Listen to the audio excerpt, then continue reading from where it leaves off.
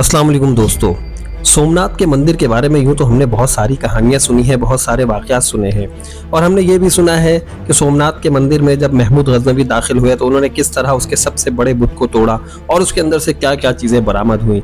लेकिन यहाँ तक महमूद गज़नवी पहुँचे कैसे, उन्हें किसने बुलाया और सोमनाथ के मंदिर में जब वो पहुँचे तो वहाँ पर क्या मंजर था, हम आपको बताएंगे आज की इस वीडियो में। तो दोस्तों सबसे पहले मैं आपको बताता चलूँ सोमनाथ के बारे में। सोमनाथ के मंदिर पर गजन के तुर्क मुसलमान हमला आवर महमूद ने 1024-1025 ईस्वी में मंदिर को तोड़ दिया था।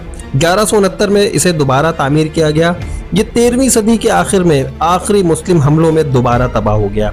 इसके बाद कई मौके पर इसे दोबारा तामीर और तबाह किया गया। इसे आखिरी बार 1951 में दोबारा तामीर किया गया। हिंदुस्तानी महाकाव्य महाभारत की एक कदीम रिवायत के मुताबिक सोमनाथ यादव कबीले के बाहमी कत्ले-आम और 8वें अवतार कृष्णा की मौत का मंजर था। विष्णु का वहां की हालिया खुदाइयों से तकरीबन 1500 कबले मसीह की एक बस्ती का इंकशाफ हुआ है और इस वक्त पुराने शहर की जगह यहाँ पर एक बंदरगाह भी मौजूद है। तो दोस्तों ये तो एक छोटा सा तारुफ था सोमनाथ के बारे में। अब हम आपको बताते हैं महमूद गज़नवी के बारे में। महमूद गज़नवी का पूरा नाम अबुल कासिम महमूद इब्न सुबुक्तगीन था, जो कि बाद में महमूद गज़नवी कहलाए। इनके वालिद का नाम सुबुक्तगीन था। महमूद गज़नवी सुन्नी मुसलमान थे।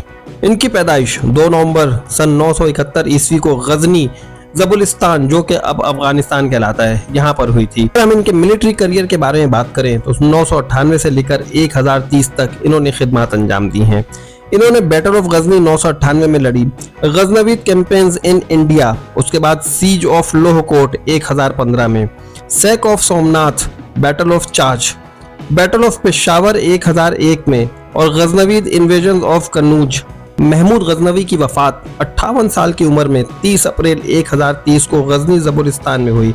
ज़बुलिस्तान जो कि अब अफगानिस्तान कहलाता है और यहीं पर इनका मकबरा तामीर किया गया।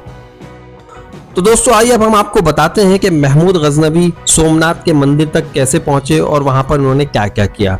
तो बात कुछ यूँ है कि बहुत सारी हमने कहानियां सुन रखी हैं कि महमूद गज़नवी किसी तरह जो है वो जहाद करते हुए या जंग करते हुए सोमनाथ के मंदिर तक पहुंचे थे और उन्होंने वहां पर तमाम बुतों को तोड़ दिया था। लेकिन इसके बरक्स हकीकत कुछ और है।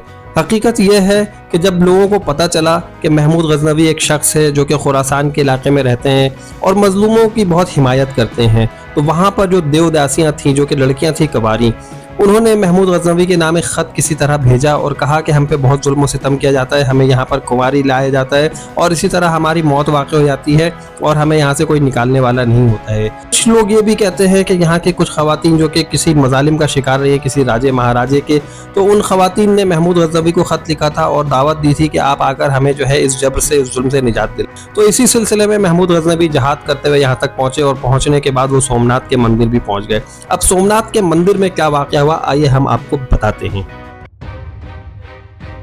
तो दोस्तों सोमनाथ का मंदिर इतना बड़ा था कि हिंदुस्तान के सब राजे उसके लिए जागीरें वक्फ करते, अपनी बेटियों को खिदमत के लिए वक्फ कर देते, जो कि सारी उम्र कंवारी रहती और उन्हें देवदासियां कहा जाता था। हर वक्त 2000 ब्राह्मण पूजा पाठ करने के लिए हाजिर रहते और 500 गाने बजाने वाली खूबसूरत औरतें और 300 कव्वाल मुलाजिम रखे गए थे। सोमनाथ के मंदिर की छत 56 सतूनों पर कायम थी। वहां मसनूई या सूरज की रोशनी का बंदोबस्त बिल्कुल भी नहीं था, बल्कि हॉल के कंदीलों में जड़े आला दर्जे के जवाहरात रोशनी मुहैया करते थे। सुल्तान महमूद गज़नवी बुत शिकन ने सोने और चांदी के छोटे छोटे बुतों को रौंदने के बाद बादशाह बुत के सामने जा खड़े हुए।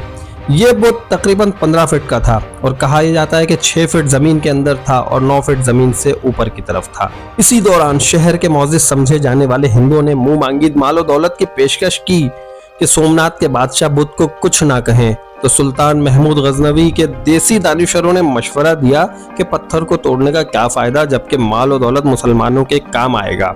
सुल्तान महमूद गज़नवी ने उन दानिशरों की बात सुनकर कहा कि अगर मैंने तुम्हारी बात मान ली तो दुनिया और तारीख मुझे बुत फरोश कहेगी, जबकि मेरी ख्वाहिश ये है कि दुनिया और आखिरत में मुझे महमूद बुत शिकन के नाम से पुकारा जाए। ये कहते ही महमूद गज़नवी आगे बढ़े और उनकी गैरत जोश में आई और हाथ में पकड़ा हुआ गुरुज सोमनाथ के बुत के दे मारा। उस बुत का मुंह टूट कर दूर जा गिरा। फिर सुल्तान के हुक्म पर उसके 2 टुकड़े किए गए। जैसे ही उसके 2 टुकड़े किए गए तो उसके अंदर से इस कदर बेशबहा कीमती हीरे जवाहरात और मोती निकले जो तमाम हिंदू मुअज्जिज़ीन भी मिलकर अगर ये देते तो उससे भी तकरीबन 100 गुना ज्यादा थे। दोस्तों, महमूद गजनवी ने वो बुत तोड़ा जो फतेह मक्का से एक रात कबल बनु उमैया के सरदार ने काबे से यहाँ पर भिजवाया था और ये ताकीद की थी कि भाई इसे बहुत संभाल कर रखना और हम इसे वापस लेने आएंगे। वो सरदार तो ना आ सके लेकिन बनु हाशिम से महमूद गजनवी जरूर पहुंच गए उसे तोड़ने के लिए। इसीलिए जितने भी काफिर मौरखीन हैं वो सुल्तान महमूद गजनवी को डाकू के नाम से याद करते हैं और अपनी तहरीरों में इन्हें डाकू ही लिखते हैं। दोस्तों, सुल्तान महमूद गजनवी वो हस्ती हैं कि जब जाहिर शाह की हुकूमत में 1974 को जल्जला आया तो उस वक्त महमूद गजनवी की कब्र फट गई। लोगों ने कब्र को ठीक करने के लिए पूरी कब्र खोल दी। इनको मरे हुए तकरीबन 1000 साल गुजर चुके थे। उनकी कब्र में एक अजीब सा मंजर देखा गया, उनका कफन तक मैला नहीं हुआ था। 1000 साल बाद भी उनका कफन वैसे का वैसे ही था। उनका हाथ उनके सीने पर था और कफन सीने से खुला हुआ था। ऐसा लगता था कि जैसे उन्हें आज ही कोई कब्र में उतार कर गया है। उनके हाथ को हाथ लगाया गया तो वह इतना नर्म और नाजुक था कि जैसे कोई ताज़ा ताज़ा बॉडी इस वक्त यहाँ कोई रख कर गया हो। सारी दुनिया में इस बात की खबर फैल गई थी और सुल्तान महमूद गजनवी के चर्चे हर जगह होने लगे थे। तो दोस्तों, अल्लाह के दीन, मुल्क और मिल्लत की हिफाजत करने वालों को अल्लाह दुनिया में भी और आखिरत में भी बुलंद मकाम अता करता है, जैसा कि इस वक्त हमने महमूद गजनवी रहमतुल्लाह अलैह के बारे में सुना। तो आपको ये वीडियो कैसी लगी, जल्दी से वीडियो को लाइक करके बताएं और वीडियो को शेयर करें ताकि मालूमात ज़्यादा से ज़्यादा लोगों तक पहुँच सके। और अगर आपने अभी तक मेरा चैनल सब्सक्राइब नहीं किया है तो चैनल को जल्दी से सब्सक्राइब कीजिए और मुझे इजाज़त दीजिए। अल्लाह हाफिज़।